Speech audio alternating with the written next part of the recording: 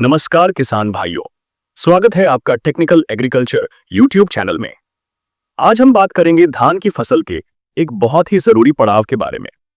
जब आपकी धान की फसल 50 से 60 दिन की हो जाती है तो उस समय हमें कुछ खास बातों का ध्यान रखना पड़ता है।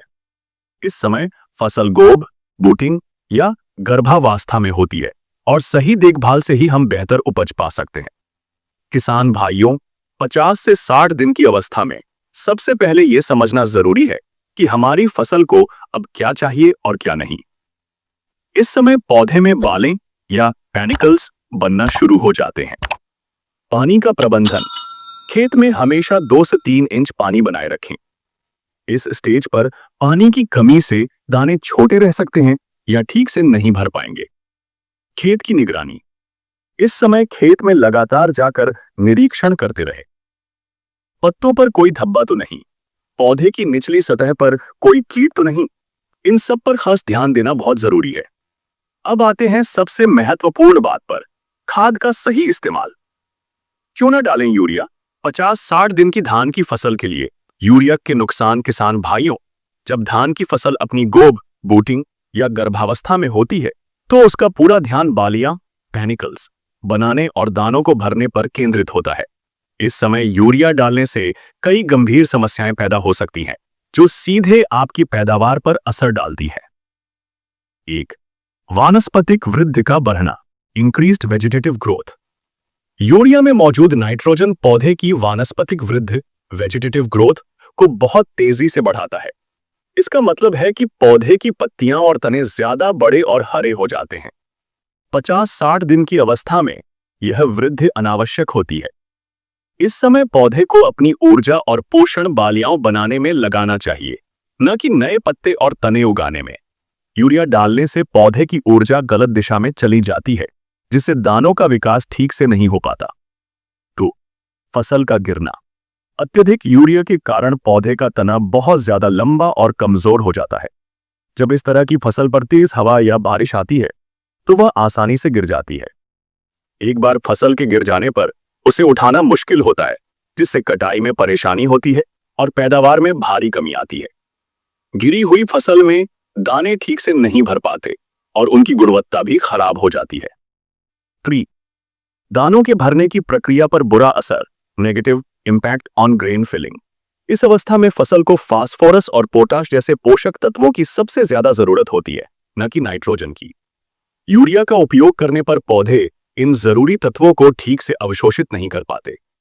फास्फोरस जड़ों को मजबूत करता है और बालियों के विकास में मदद करता है, जबकि पोटाश दानों को मोटा, चमकदार और वजनदार बनाता है।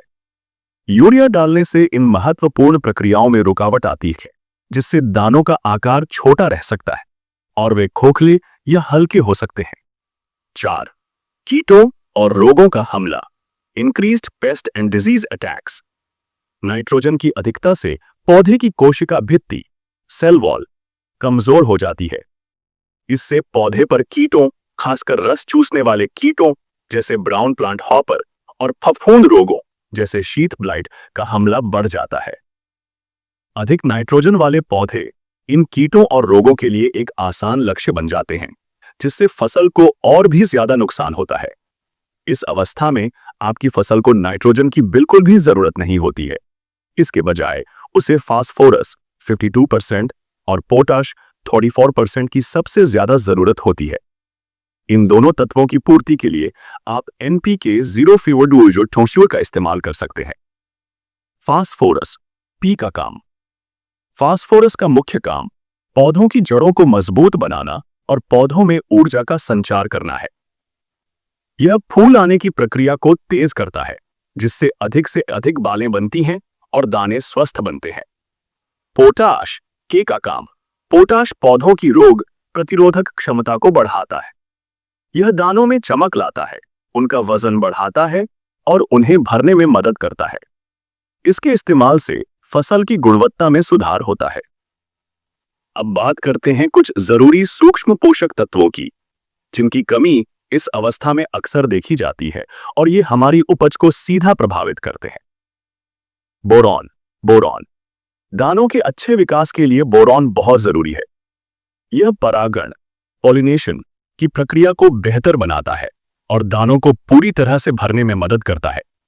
मात्रा, डोज, प्रति एकड़ 100 से 150 ग्राम घुलनशील बोरॉन को 200 लीटर पानी में मिलाकर स्प्रे करें। लाभ, बोरॉन की सही मात्रा से दाने खाली नहीं रहते, उनकी संख्या बढ़ती है और उपज में भी वृद्धि होती है। जिंक, जिंक की कमी से पौधों की पत्तियां पीली पड़ने लगती हैं, जिसे खैरा रोग कहते हैं। मात्रा, डोज, प्रति एकड़ 1 किलो जिंक सल्फेट को 200 लीटर पानी में मिलाकर स्प्रे करें।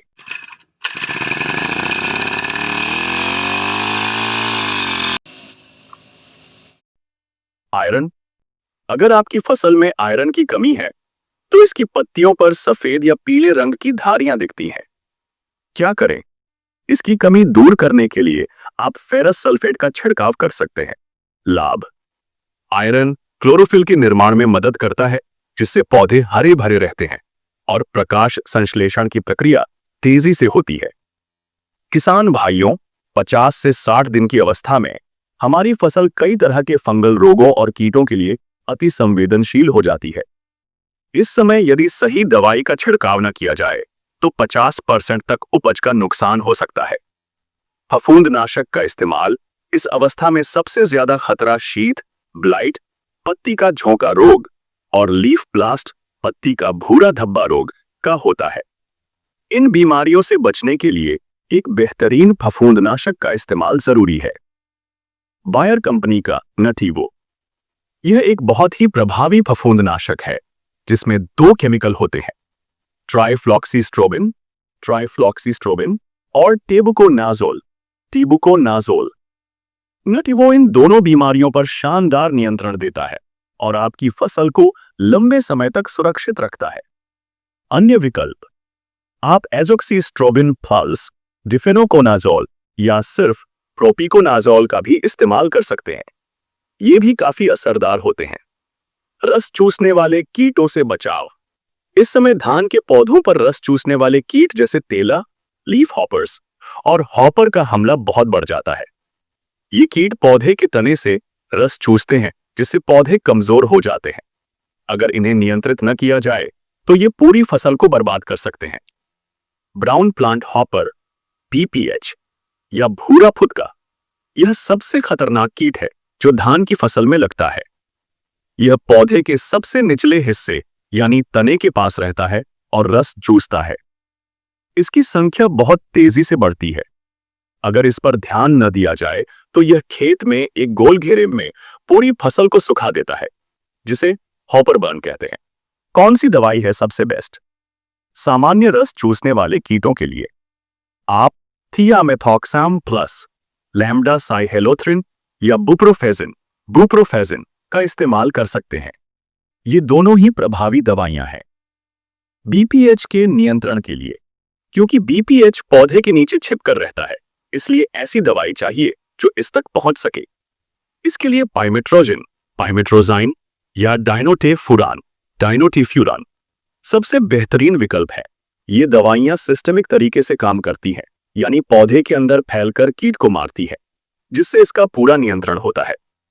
याद रखें, सही समय पर सही खाद और दवाई का इस्तेमाल आपकी धान की उपज को 15 से 20% तक बढ़ा सकता है। इस स्टेज पर की गई मेहनत का फल आपको अच्छी उपज के रूप में मिलेगा। किसान भाइयों, अगर आपके मन में इस विषय से संबंधित और भी कोई सवाल है तो आप कमेंट सेक्शन में पूछ सकते हैं। हम आपकी मदद करने के लिए हमेशा तैयार हैं। अगर आपको यह वीडियो पसंद आया हो तो इसे लाइक करें, शेयर करें और हमारे चैनल को सब्सक्राइब करना न भूलें। धन्यवाद।